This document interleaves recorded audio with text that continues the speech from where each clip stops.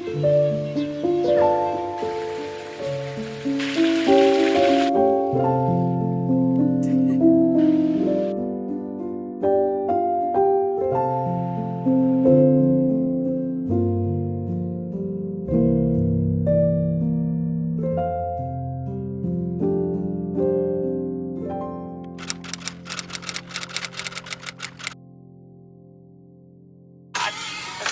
you're good.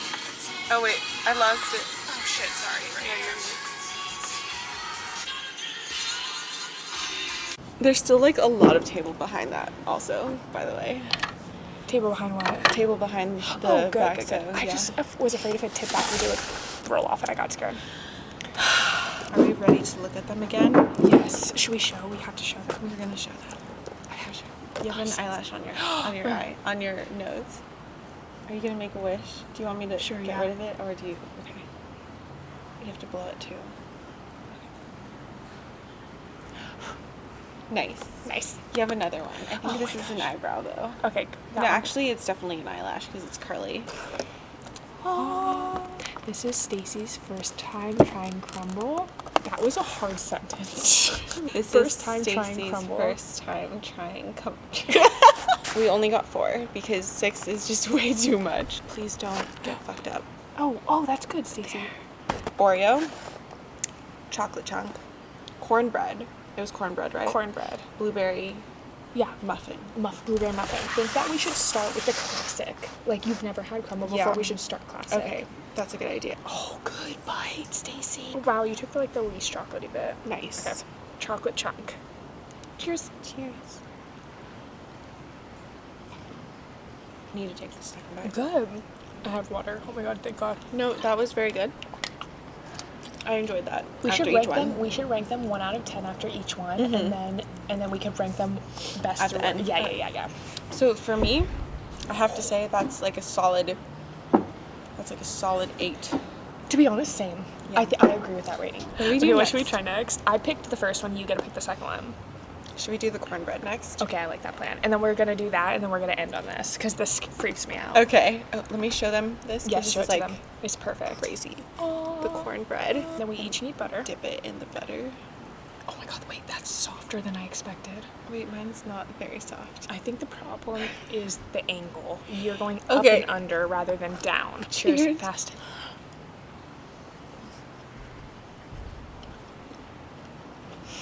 That's so good. That's delicious. This is a 9 out of 10. Blueberry.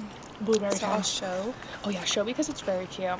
So we each picked 2. I picked chocolate chunk because Stacey's never had crumbl before, so I felt like we needed to try that. I don't want And to I spill picked blueberry. Cheers. I'm very excited.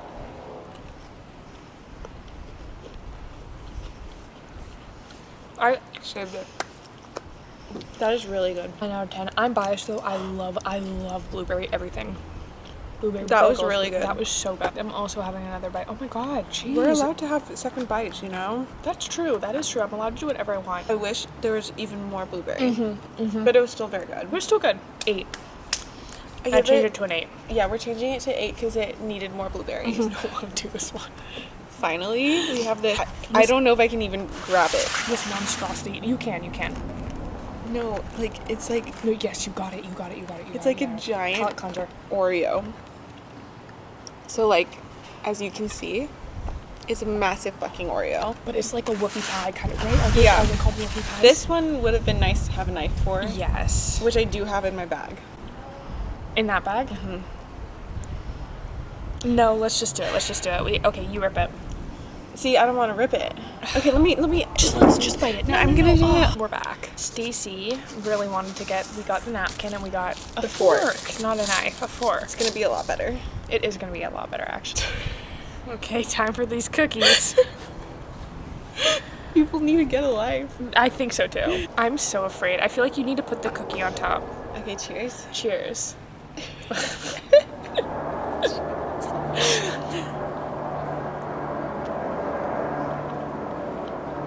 That is good, but so much chocolate. I like it. I'll give it an 8. For me, that's an 8. I give it a 5.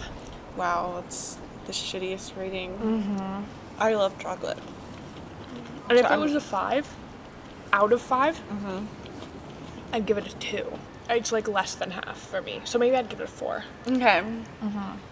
That's harsh. That's real harsh. It was very chocolatey. Very chocolatey. Okay, now we have to rank them. Number 1 for me, cornbread. Number 2, chocolate chip. Number 3, giant Oreo. Number 4, blueberry. Simply because it severely is lacking in blueberries. Fair. Taking that into consideration, I would go cornbread number 1, blueberry number 2, chocolate chip number 3, Oreo number 4. Too chocolatey. Too rich. I love chocolate. I do need more of this cornbread. And I like that they put, what is that? It's like honey. Is that honey on it? Probably. So good. And then a little salt. A little bit of salt. Just a tiny There's bit. like a tiny bit of like saltiness. Yes. After this, we're gonna watch Gilmore Girls. We're gonna order Chinese food, and that's gonna be our night. Yeah. Because Chinese food is very fitting for Gilmore Girls, we felt like. This was so much fun.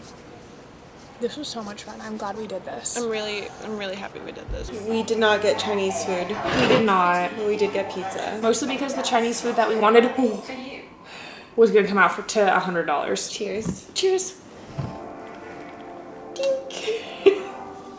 I'm making her watch Maxton Hall. Maxton Hill? Maxton Hall. We were supposed to watch Gilmore Girls, as we said before, but the night isn't just going to plan. It's fine. Cheers. Cheers. That's pretty good. Oh. Power to shape our own destiny, whether we use it or not. Just a few drops. I have been back from Arizona for quite a while now since those clips were taken, but it was such a fun time. I think I mentioned in the last vlog, but I mainly went just to kind of hang out with my best friend, and I had the opportunity to stay at an amazing hotel called Savannah. It's specifically a wellness hotel. They had yoga classes, a mocktail menu. Like at the beginning when you check in, they give you your own little water bottle and journal, which I thought was so cute and so clever. I had the chance to take a feng shui and numerology class. I thought that was so dope because I've heard about feng shui before and numerology, of course. I left Savannah and Arizona feeling extremely inspired to take what I learned and apply it to my life right now. And so that's why I have decided I'm gonna feng shui the shit out of my space. In feng shui, the room you spend the most amount of time in is the one that is most important to feng shui. And so I guess let me explain what feng shui even is. This is the way I understand it. Feng shui is how the energy of your space affects the energy of your life. There is something called a bagua. There's like 9 quadrants in this bagua. And if you want to improve certain aspects of your life, you just need to look at the bagua. Hold that thought. I'm going to finish doing this so I can show you the bagua and kind of show you what I'm talking about, because you can actually manifest with the bagua. This is the bagua. This is what, oh, it's upside down.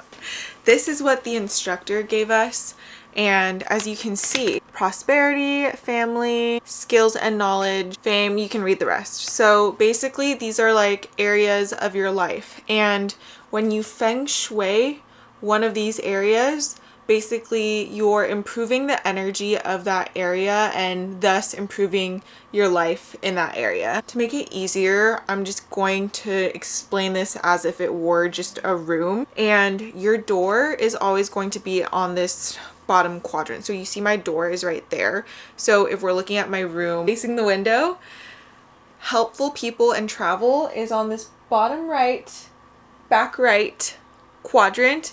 And then to the left where my closet is, and I'll show you, is skills and knowledge, family, prosperity. Then in the middle, fame and reputation, health, career, life path. And the top right is love and relationships, children and creativity. And then I said this already, but helpful people and travels in the back right.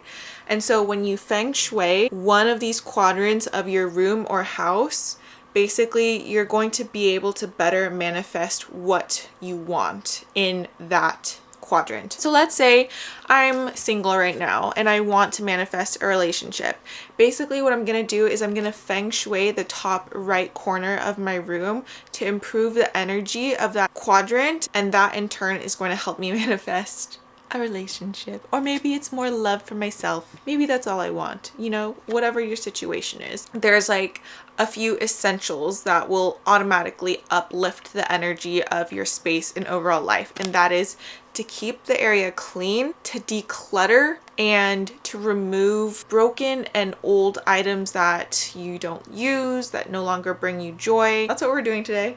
We're gonna feng shui the shit out of my room. I think it's time just to clean up. I'm feeling inspired to clean up and to uplift the general energy of all 9 quadrants of my life. After you've like cleaned up, you've decluttered, you've removed broken things, yada yada yada, you can see like the color purple, green, gold, and red will enhance prosperity, as well as amethyst and gold citrine crystals. So if you put those crystals in the upper left quadrant of the bagua, you should see improvements in that area. A couple feng shui stories before we get into everything. So I have mentioned that you want to remove broken items from your space. The instructor told us a story about how she had this client who was struggling in her relationship and she felt like nothing was working, like they were just like really at odds with each other. And then she got help from my instructor, and my instructor and her feng shuied the love and relationships quadrant of her place. They removed this like broken chair. So they feng shuied the place, they removed the broken chair, and what do you know? Her client and her partner were able to fix certain broken parts of the relationship, and now they're like completely happy. They're fine. Blah, blah, blah, blah, blah. Another story was this other lady. She wanted to work overseas, but she didn't know how she was going to make that happen. So what did she do? She feng shuied the helpful people and travel quadrant of her place.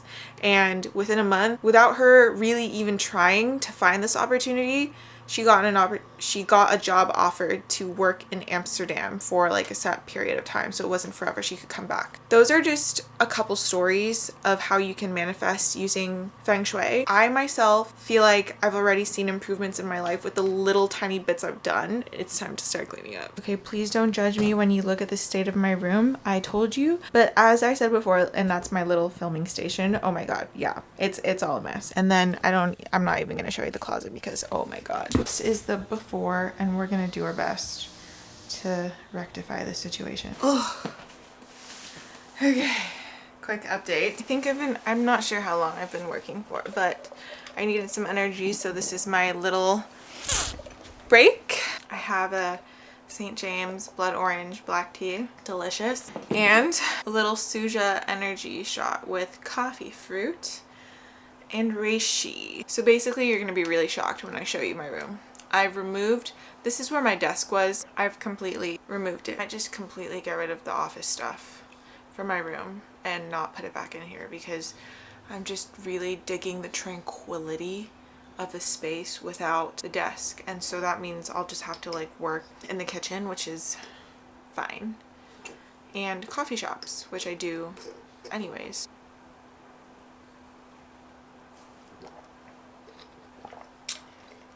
I don't love the taste of that. So it's still a mess, but I do feel like the feng shui is coming out. So let me show you. Yep, still a mess, but desk is gone. We just have the bed, nightstand. They're mismatching. So yes, I'm gonna have to get rid of that one and get one that matches that. Can you see the vision of the feng shui?